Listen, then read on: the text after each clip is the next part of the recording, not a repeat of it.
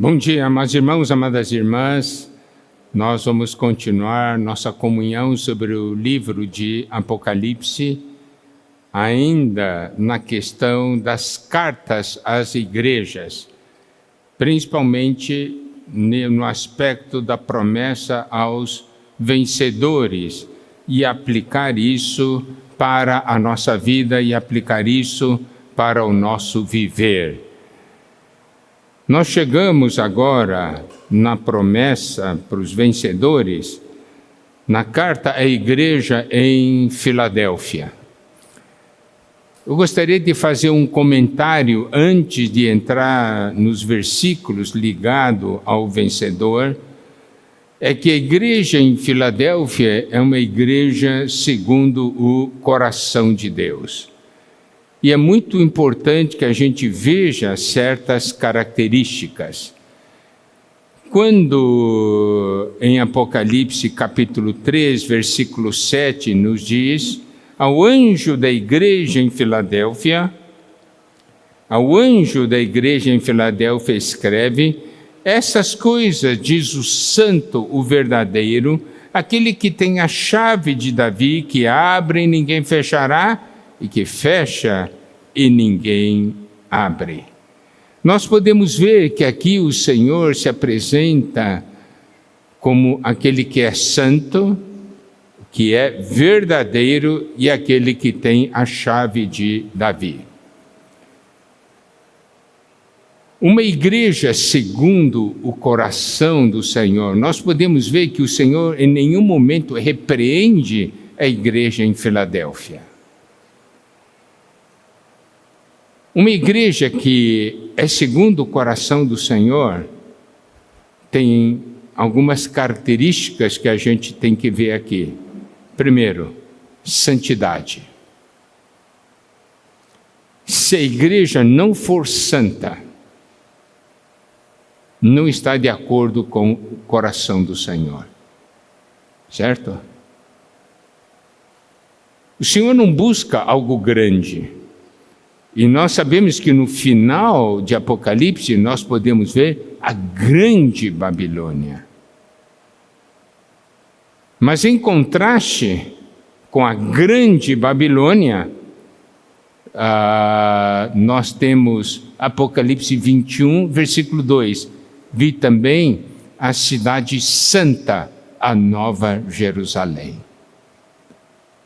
O que vale diante de Deus é a santidade.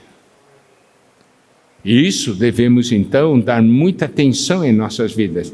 Então, olha só, voltando para a igreja de Filadélfia, essa coisa diz o santo, o verdadeiro.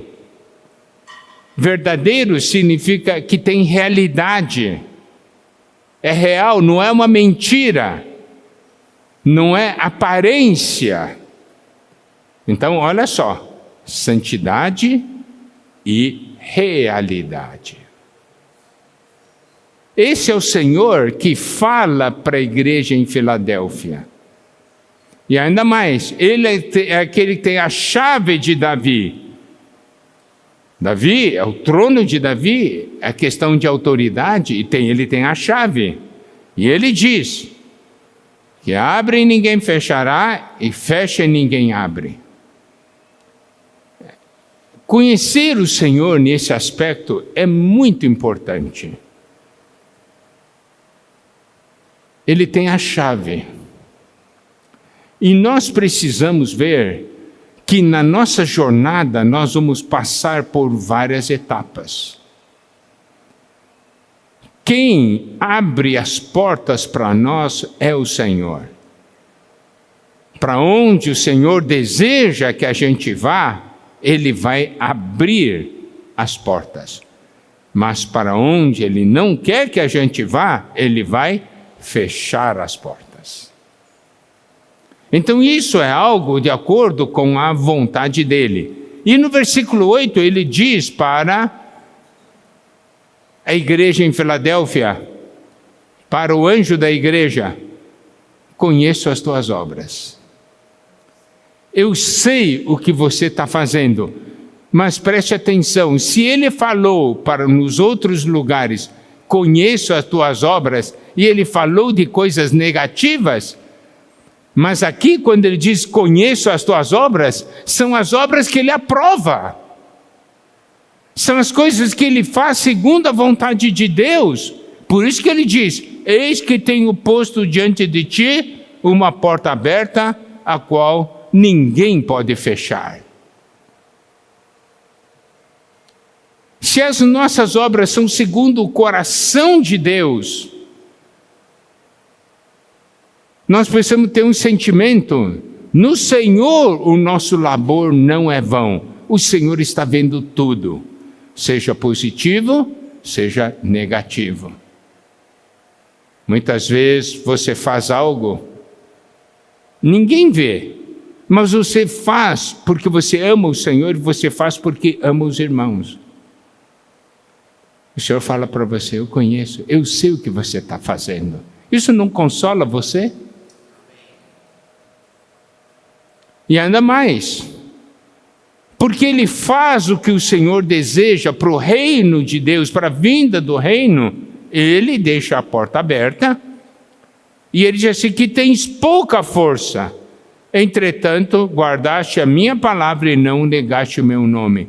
Então tem outra característica importante, não depende da força da carne, não depende da força do homem, ele depende da palavra e do nome do Senhor. Por quê? Ele diz assim, tem pouca força, entretanto guardaste a minha palavra. Por que guardar a palavra? Porque é da palavra que vem a força. E por que não negar o nome? É porque desse nome também que vem a força. Os irmãos compreendem? Quando nós percebemos isso, nós vamos sempre guardar a palavra e nós não iremos negar o nome do Senhor.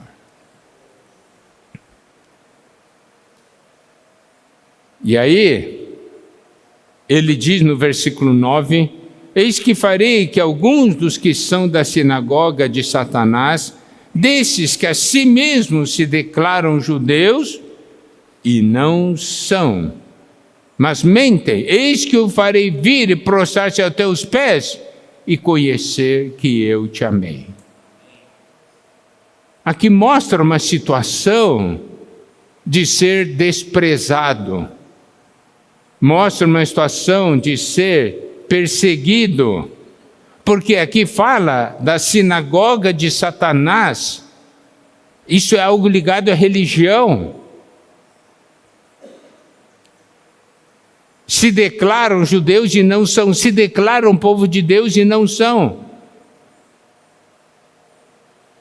O Senhor diz, um dia eu vou fazê-los prostrar-se a teus pés e conhecer que eu te amei. Irmãos, a nós cabe amar e servir o Senhor.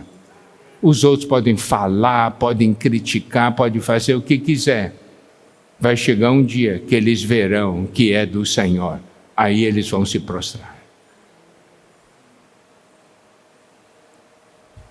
Isso na nossa vida, na vida da igreja, isso também deve se aplicar para nós. Quando você está servindo o Senhor, pode ser que algum irmão te critique, mas você faz de todo o coração porque tem amor. Pode ser que o irmão não compreenda, ele te critica. Mas não faz mal, o Senhor diz, eu conheço o que você está fazendo. Não desiste, não desanime. O grande problema é que muitas vezes você faz de todo o coração e é algo que Deus quer, recebe crítica e você desanima.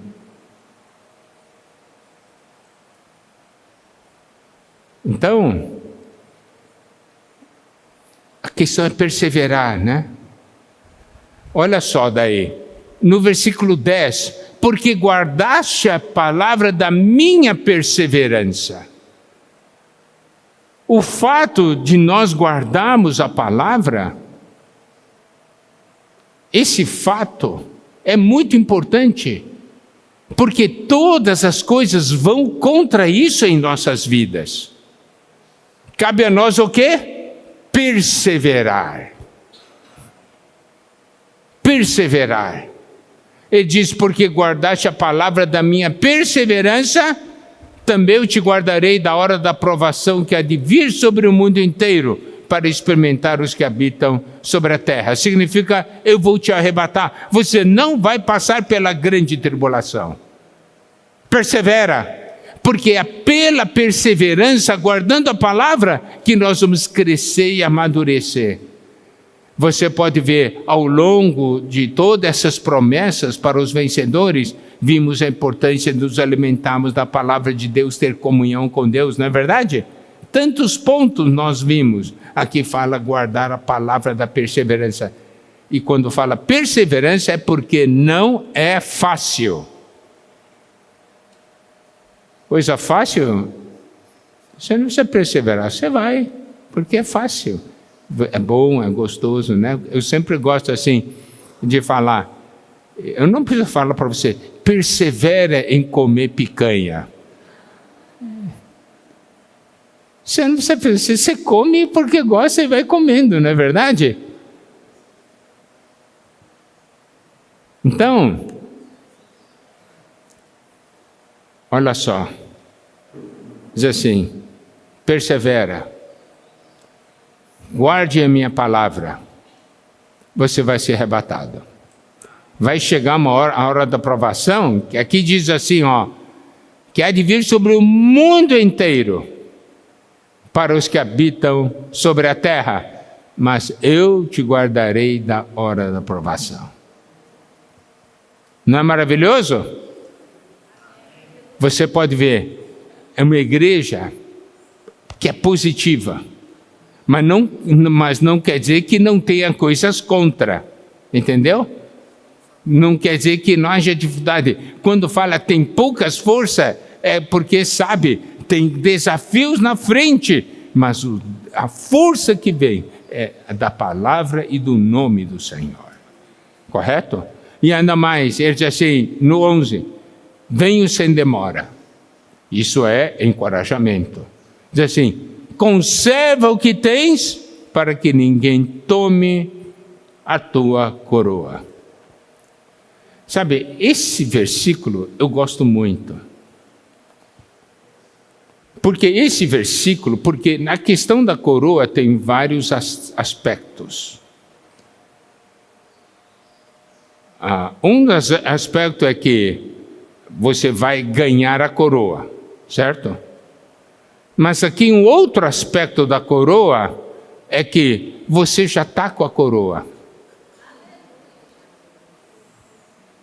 Os irmãos compreendem? É como se esse aspecto da coroa é o seguinte, você vai começar a corrida.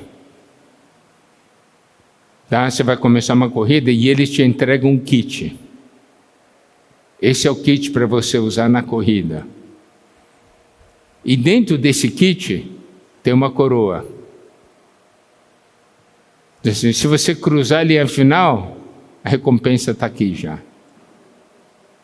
Mas aqui ele mostra que durante o trajeto vai ter gente que vai querer tomar sua coroa. Ou vai fazer você desistir para que essa coroa não seja colocada em você. Os irmãos compreendem? Por um lado, nós vamos ganhar a coroa, mas por outro lado, dentro do aspecto, quer ver, ó. O Senhor deseja ou não que todos sejamos vencedores. O que Ele providenciou para nós, nos capacita ou não a sermos vencedores? Se nós não formos vencedores, a culpa é de quem? Né? É nossa culpa, porque Ele já providenciou tudo.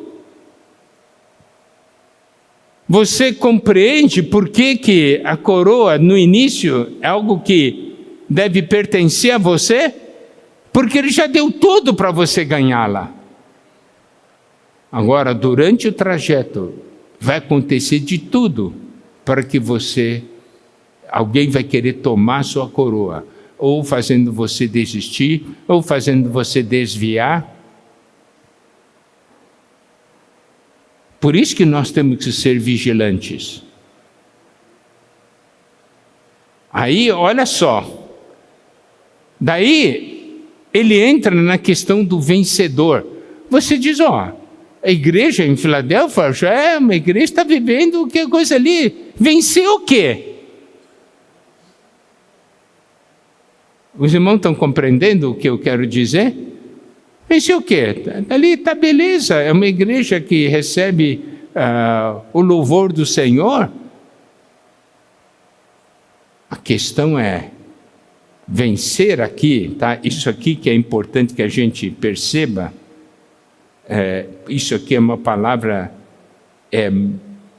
guardar tudo que o Senhor entregou para nós, tudo que o Senhor restaurou e deu a nós. Vencer significa eu conseguir guardar isso. Guardar é difícil. Nós estamos tendo um novo começo, não é verdade? Nós estamos falando, Espírito, aprender o Espírito nos guiar, depender da palavra de Deus e não de homens, está certo? Buscar o Senhor, amar a palavra, viver em novidade de vida, viver a realidade. Daí, quando começa, aquele fervor, que bom. A questão é, consegue manter?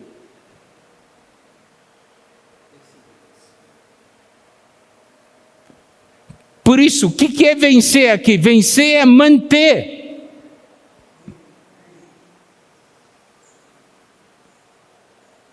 Você participa de uma conferência, você ganha a palavra, você sai queimando, não é? Não é verdade? Que coisa boa, ganhei! Consegue manter? Vencer é manter. Significa que o Senhor está falando para Filadélfia, você tem que manter, não perca.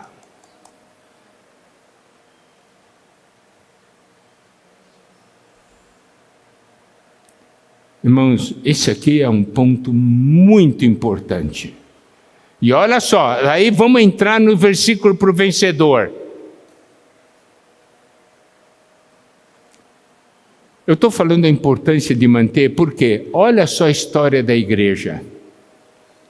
Deus levanta alguns homens para restaurar algo, não é isso? Faz. Dura o quê? 100 anos. A primeira geração é a geração que tem visão e revelação.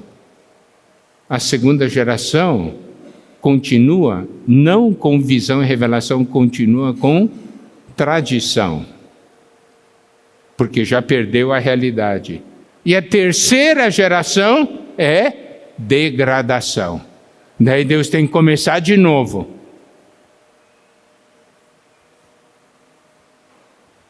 De novo, 3 gerações. Daí Deus tem que começar de novo. Eu quero saber uma coisa, querido irmão, querida irmã. Você faz parte de uma primeira geração, uma segunda geração, uma terceira geração. Primeira geração é viver com visão e revelação. Segunda geração vive por tradição.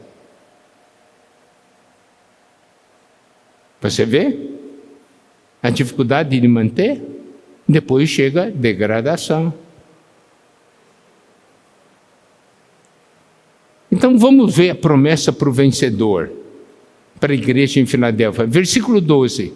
Ao vencedor falo-ei coluna no santuário do meu Deus, e daí jamais sairá. Olha só, vocês se lembram? Nós compartilhamos desde o início, quando falamos dessa parte dos vencedores, é que o galardão do vencedor é a realidade, a plenitude do que o vencedor está vivendo hoje na terra.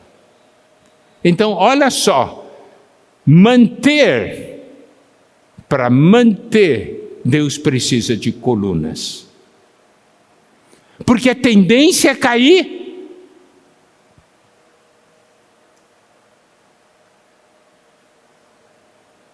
Quem deseja ser coluna? A tendência é cair, mas coluna sustenta, não deixa cair. E ainda mais aqui diz, é coluna e daí jamais sairá. Como você sabe que você é uma coluna ou não? Você é uma coluna quando você sente o peso da responsabilidade nos seus ombros. Daí, esse é o sinal vivo de que você é uma coluna. Você se sente responsável pelos irmãos. Você se sente responsável por alguns membros do corpo de Cristo. Você se sente responsável por algum serviço na igreja.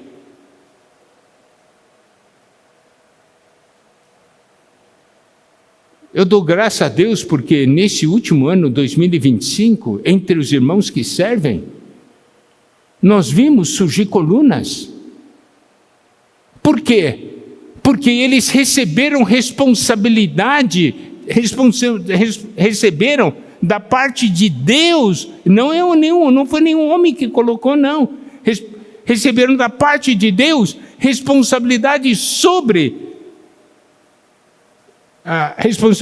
irmãos e irmãs, sobre casais, sobre jovens, sobre isso aí. Receberam a responsabilidade. São colunas. Colunas mantêm, colunas não deixam cair. Isso é vencer na igreja em Filadélfia. Porque a tendência natural do homem é cair.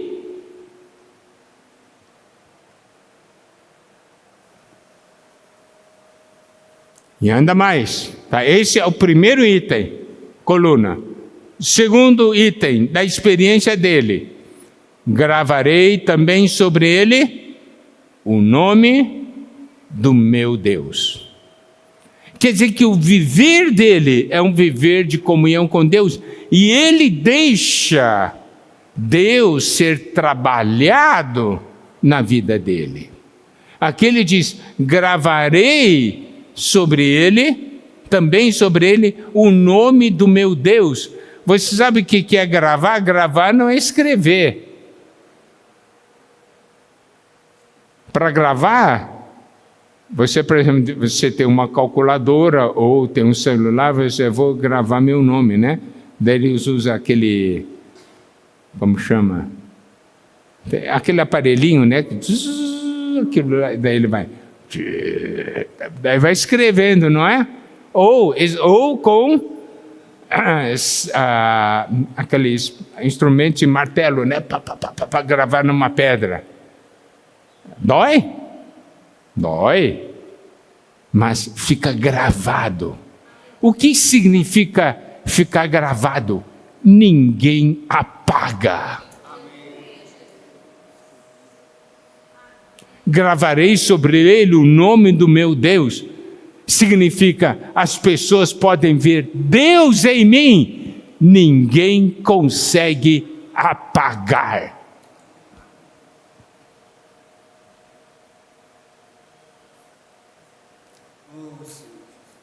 Mas é só isso? Não. Fala mais ainda. Gravarei também sobre ele o nome do meu Deus, o nome da cidade do meu Deus, a nova Jerusalém que desce do céu, da parte de Deus. Isso quer dizer o quê? A cidade de Deus é a igreja. Os irmãos também estão gravados em mim.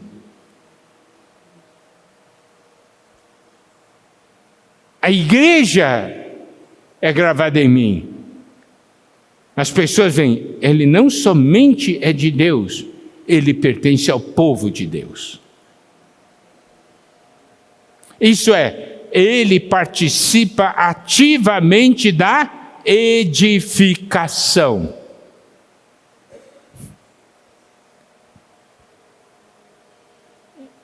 Eu gosto muito de, quando chega o momento de falar sobre Nova Jerusalém, eu gosto muito de falar o seguinte: muitos vêm, leem a Bíblia sobre a Nova Jerusalém. E eu gosto de falar para os irmãos o seguinte: toda vez que você ler sobre Nova Jerusalém, você precisa ter uma percepção espiritual de que alguma coisa da Nova Jerusalém é o que eu estou vivendo hoje.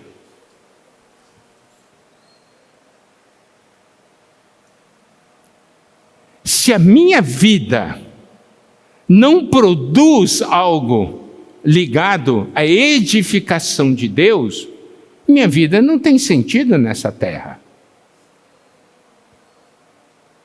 Mas se no meu viver, por meio das coisas que eu passo, o nome de Deus é gravado em mim, a edificação de Deus é trabalhada em mim, eu olho para a Nova Jerusalém, eu digo, eu tenho parte nisso. Uma parte da Nova Jerusalém é algo produzido pelo sofrimento que você tem hoje, é produzido pelas orações que você faz hoje. Os irmãos compreendem? Não é algo que veio do nada. É fruto de edificação. E todos nós temos parte nessa edificação. Então vamos fazer com que tudo que a gente passe vale a pena, entendeu? Fazer valer a pena de produzir algo eterno em nós.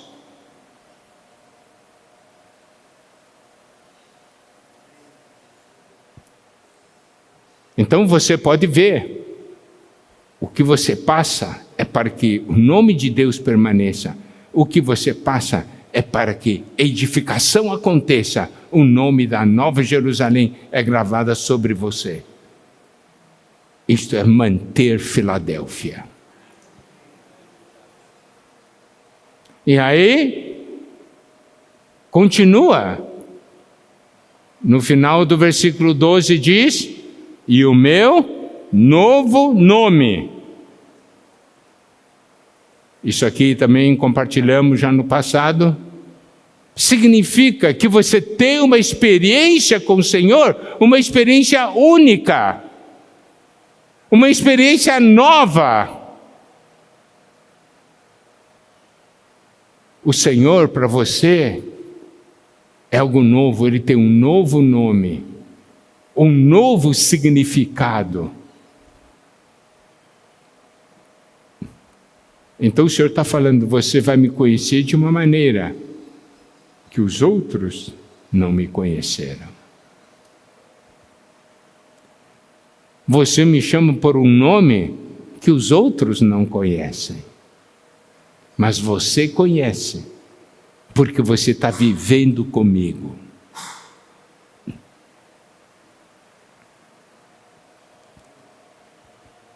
Então,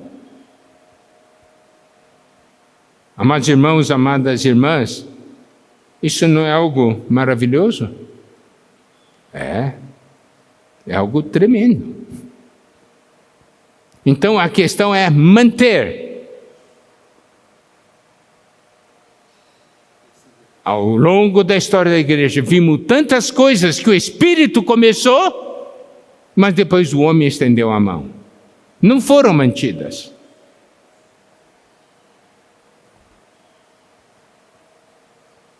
Quantas coisas Deus deseja fazer em sua vida. Você deixa Deus trabalhar, mas tem que manter. Amém? Daí, a continuação é a situação da igreja em Laodiceia. Qual que é a situação da igreja em Laodiceia? É a situação onde não ganhou muito de Filadélfia, em Filadélfia. Enquanto vivia a Filadélfia, ganhou muito, conhece muito, mas pelo fato de não manter a realidade, se torna somente algo de letra, de aparência, sem realidade, e vem o orgulho. Qual é o orgulho? Eu sei tudo. Está no versículo 17. Pois diz, estou rico e abastado e não preciso de coisa alguma. Você sabe, isso aqui nós já compartilhamos várias vezes também. Você pode falar assim, mas eu não disse que eu estou rico e abastado. Você não fala, mas existe uma prova clara de que isso é o que está no seu interior. Qual é a prova clara? Você já não tem mais busca.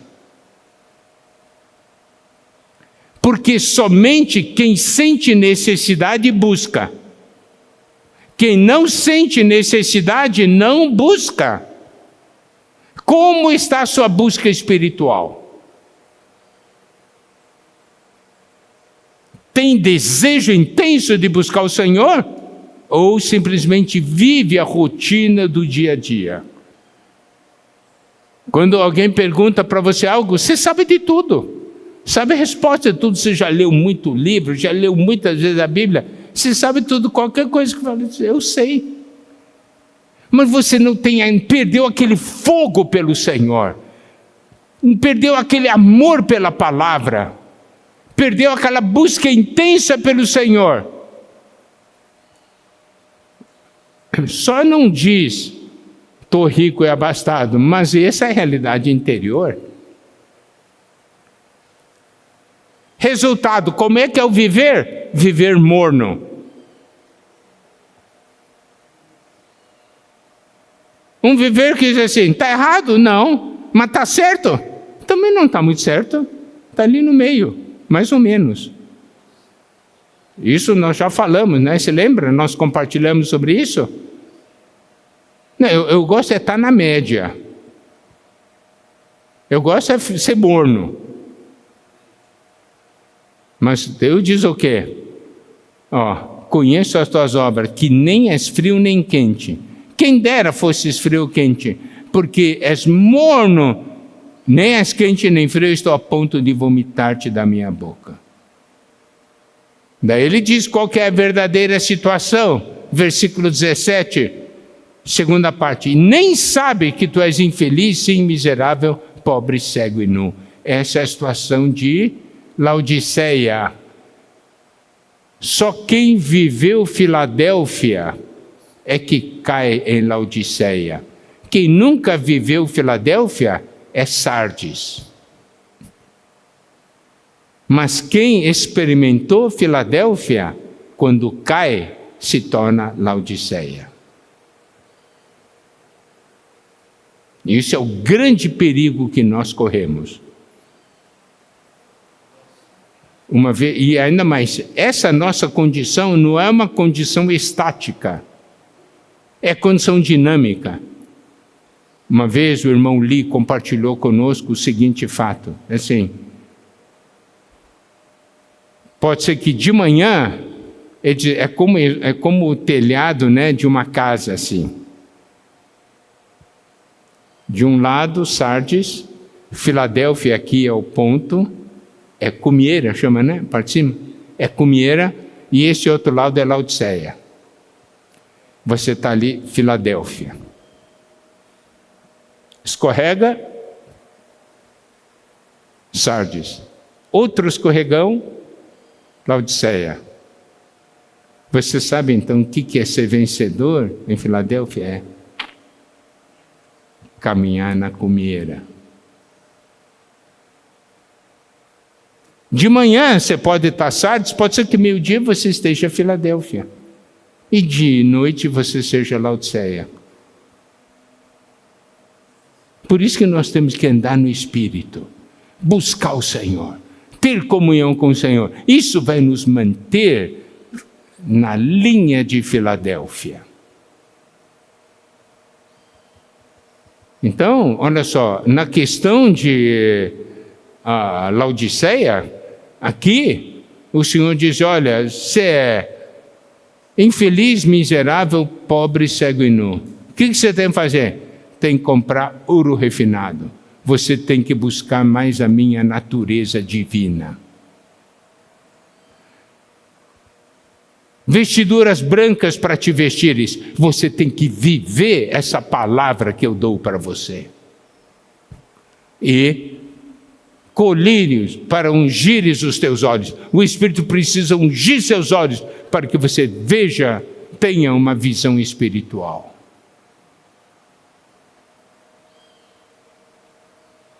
Daí o Senhor pede para arrepender, né? E aí tem um versículo 20, que é também um versículo muito importante, que diz assim: eis que estou à porta e bato, se alguém ouvir a minha voz e abrir a porta, entrarei em sua casa e cearei com ele e ele comigo.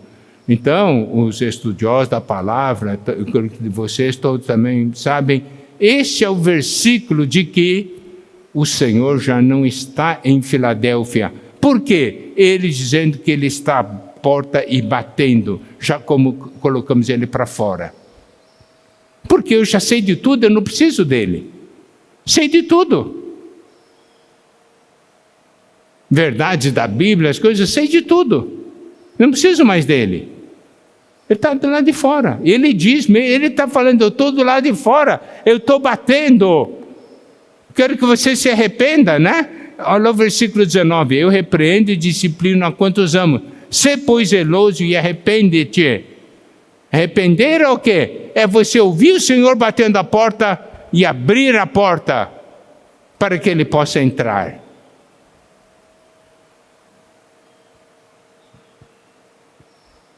Aqui diz assim: eu entrarei em sua casa, e cearei com ele e ele comigo. Eu quero que os irmãos percebam aqui um detalhe muito importante. O Senhor entra, vai comer com quem? Vai comer com o dono da casa, não é isso? Eu cearei com ele. Correto? Porque ele que está dando o jantar, né? Então vou comer com ele. Mas o que é maravilhoso é quando você começa a ter comunhão com o Senhor e deixar ele comer com você, há uma mudança de comando. Por isso que ele diz assim, segunda parte, e ele comigo. No começo é, eu vou comer com ele. A segunda parte é, ele vai comer comigo. Eu sou o que estou à mesa, agora eu virei o Senhor. Os irmãos veem aqui a mudança de comando?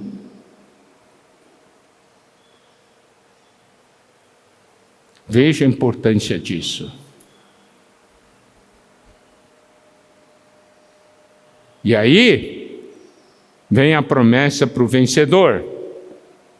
Ao vencedor, dar-lhe-ei sentar-se comigo no meu trono, assim como também eu venci e me sentei com o Pai no seu trono. Significa, consegue vencer essa situação e senta no trono, sentar com o Senhor no trono. Sentar com o Senhor no trono significa o quê? Eu sento com o Senhor, porque o trono é dele, eu sento com ele no trono. Não é que eu estou no trono e o Senhor vem sentar comigo, entendeu? O trono é de quem? Quem está sentado? Quem é o primeiro que está sentado lá? Não sou eu sentado ali e diz, Senhor, vem aqui, senta comigo no trono. Se isso está acontecendo, alguma coisa está errada. Tem que ser o Senhor está sentado no trono. porque o trono é dele, e eu vou sentar com ele. Amém? Bom, isso é algumas coisas ligadas a essa realidade da questão dos vencedores. Agora, existe uma outra porção, que são uma série de outros aspectos, né, ligado às cartas às igrejas, e isso nós vamos abordar na próxima comunhão sobre Apocalipse. Amém?